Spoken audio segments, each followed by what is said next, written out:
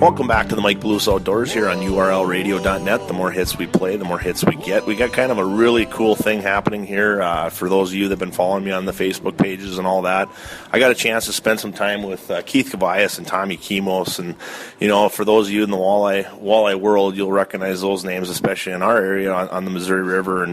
And that being that we've got a couple champions sitting with me, which is pretty awesome. But joining me right now is Tom Kemos, a guy that I've known for quite a while now. We've had a little history of fishing against each other, and even had to hook this guy up once he won the big one in Bismarck to make sure we had fun after it was all said and done. But you know, a lot of years behind us already, and it was pretty cool to have a chance to fish with you, Tom. I just can't thank you enough for all the stuff that I was able to learn from you here the last few days, and it's just been pretty incredible.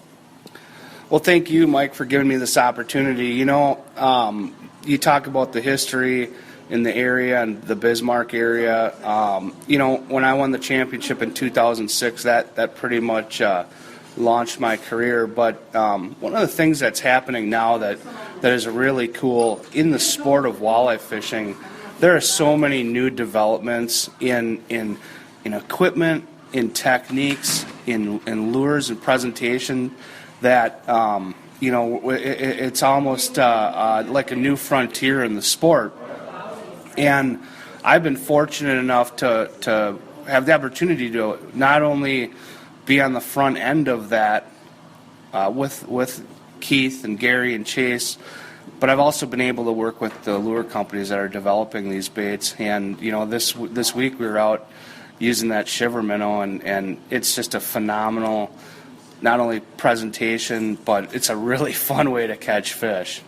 Yeah, you know, and that's you're hitting something right on the head here. You know, as far as you're talking about, you know, developing different things and coming up with different ideas. I mean, you guys are like on the cutting edge all the time of coming up with new ways to catch fish and go about it. You almost reinvent the wheel at times. You know, we were talking last night with the spinnerbait bites down on Oahe, you know, the shiver minnow bite, which is incredible. And for me to jump in a boat with two guys that have basically, you know, come up with some of this stuff, and you know, I've watched the shows. I've tried to figure stuff out, but until you get in with somebody that knows what's going on or has done it, it's an incredible thing. And one thing I always tell people, you know, they always ask me, how can I become a better angler? How can I become, you know, better at catching walleye? The first thing I tell them, I said, yeah, you can read and watch and do all that, and that's going to get you going, but you got to challenge yourself. You got to try and fish with people that are better than you. And for me to jump in the boat with you guys, that holds so true for me. And the stuff that I learned getting a chance to fish with you guys is absolutely incredible. And I'm a guy that fishes every single day, you know. And for me to sit here and try to lie and say that I know everything, I'm absolutely fooling myself. But the stuff that I learned this week has just been incredible. And for whatever reason, you guys always seem to be on the cutting edge of this. Well, you know, one of the biggest things that I think separates anglers is the ability to recognize and adjust. And you know, we came into this thing on a full moon phase. We have two bodies of water that are choked with bait, and we had to make some adjustments. And you know, you can, the fish will tell you, but also you can pay attention to what's happening with other anglers in the boat and other anglers around you. The last thing that you want to do is get bogged down being bullheaded and saying, well, I'm going to catch them the way that I want to catch them. You're only going to catch a fraction of the fish that you have available. So keeping an open mind and being willing to, you know, say, hey, I'm going to try just making a different jigging stroke. Everybody has their favorite way that they're comfortable with, but, you know, down on the Missouri River, we found that normally we like to kind of pop the bait off the bottom and hold it there and get those, you know, just bone-jarring strikes. But the fish were a little bit in a funk, and they wanted us to drag the bait a little bit more and just lift it lightly off bottom. Up in Sakakawea, it was you know, a lot of times you're vertical jigging with shiver minnows. In this situation, we love to cast them, and that's where that bait really shines. We were, once again, fishing around some boats that were absolutely not catching any fish, and we were getting bites. What I was impressed by was there was a few guys out there that it didn't take them long to make the adjustment, and they started catching fish then. And that's what it's all about, and that's one of the things that I love about fishing in general is that there's always something different. There's always a new challenge involved in it, and the challenge always is catching more fish. Yeah, I don't think it ever gets old to try and do that. I mean, I think that's one reason why, guys like ourselves that fish every day or do this, on a full-time basis, it's why we don't get burned out. It's such a challenge. It's such an addicting thing. I mean, here we are last night. We're all done with the show, and the fish are biting, and we can't get enough. I mean, we've already been hammering on it for, solid 5-6 days, and we didn't want to leave. And, that tells me a lot about the makeup and the characters that you guys have as far as that goes. To kind of get off track on what we're talking about here, let's talk a little bit about a tournament circuit that I know you're somewhat kind of behind the scenes involved in, but I think it's important that we talk about it because it was the first year here in North Dakota with the AIM circuit is what I'm talking about, but it was the first year, and I want to just kind of get your feel and tell the guys that are out there that are listening to this program, maybe why you think that they should come on board. And I do it all the time. I'm talking about this thing constantly, but I'd like to get your take on it and some of the reasons why you feel that this is the place to play here in the coming years. Yeah, absolutely. AIM is something that I've been a part of since day one, and it's something that I'm very proud of, and all of us anglers are very proud of it. We believe in it. It's a circuit that was started by anglers for anglers to create a very fun and fair platform to compete on. And, for example, out here in the Dakotas where we're dealing with slot limits, a lot of times there is a little bit of luck involved in who the order that the fish bite. We've all been on both ends of it.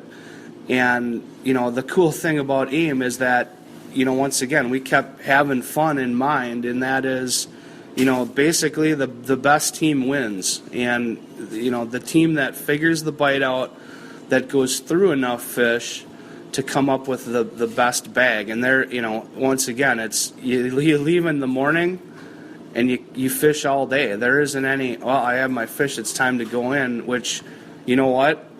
All of us that started this, we love fishing, and I want to be able to fish all day, But also with our scoring system, there isn't any room for error. Everybody is on a level playing field. There are no questions or anything like that about whether the scales are where they need to be, this or that. It's just a very unique system that we have, and it has conservation in mind. There's, once again, we love catching fish, and I hate to see a situation where we're not able to get those fish back and have the opportunity to catch them again. And, out here, these fish, they do so well, they grow so fast that, it's important to handle them properly and get them back in the water and have an opportunity to catch them again. So. No, I couldn't agree with you more. I feel that it's finally a circuit that, you don't have to worry about it. I think that's the biggest thing is, like you said, we're not killing fish. We're not, hurting the resource. It is what it is. And like you said, you get to go out and you get to fish. And I'm not trying to toot my own horn, but I think that was one of the reasons why I excelled on this format, because I like to fish, and I like to continue to fish and grind it out throughout the course of the day and try to figure stuff out. And that, I can't thank you guys enough for bringing that to North Dakota. I just think it's, once guys really figure this out, they're going to be like me, where you cannot wait for that first tournament to open up here on the river in, I believe, right at the end of April. So the schedule's out there. I'm sure I'll have it posted on all my websites and Facebook pages and everything else. So if you're interested in getting involved in the AIM Walleye Weekend Series here in North Dakota, get a hold of me, or check out some of my stuff. You're going to find it there. And again, I think you guys are going to do an excellent job by promoting it and bring it to the area. But in closing, Tom, we're just going to talk maybe a little bit about the Missouri River system in general, and how you feel about it. I know it's a special place in your heart. Like you said, it kind of kick-started your career as far as your big win, on the Missouri River out of Bismarck, and it's pretty cool to I was around for that, and that was awesome to see. And again, just talk a little bit about the whole system in general. I guess this is your first experience on Lake Sakakawea, but you've got great history on Lake Hawaii, and it's basically one system and one. It's just we got a dam that stops the fish. That's about the only difference there. So talk a little bit about that. I love fishing this river. Sakakawea was a new experience, but it seems like no matter where we're at, it's always a fun place to fish. One of the things that I love about fishing Lake Wahi in particular is that it changes so much, and it offers a new challenge every time you go there. You're fishing for the same fish, but the forage base changes, the water levels are constantly changing. It just makes for a very, very fun place to fish. A lot of times, we're going to places where you're all racing for the same spot every time, and it's funny, Mike, because I look at, we save all of our waypoints, and I look at my waypoints just from Oahe over the years, even just saving that river channel, and how much that thing swings around. We were fishing the intake, that's where that was the spot I fished to win the championship. But that intake was 12 feet out of the water when I was there, and now there was 20-some foot of water on top of it. So it really is a unique place. It's unlike any other, and there's so many opportunities. Also, it isn't like you need to have a 21-foot boat to be able to go out and catch those fish. There's up here on Sac, down at Bismarck, there's plenty of shore fishing opportunities also, which is really cool. No, it is. It's a very, very unique body of water, and again, it's one of those things where once you've been out there a few times, you really come to appreciate the changing of it, because it always keeps it fresh and it's never the same. So it's pretty cool. Tom, I want to thank you for joining me here on the Mike Peluso Outdoors and taking the time with us here. Again, join me on my Facebook page at Mike Peluso, and also on MikePelusoOutdoors.com, and you can catch up on this program. If you missed it live, you can see it archived there. It'll also be podcast on YouTube. But again, this has been the Mike Peluso Outdoors. Thanks for listening.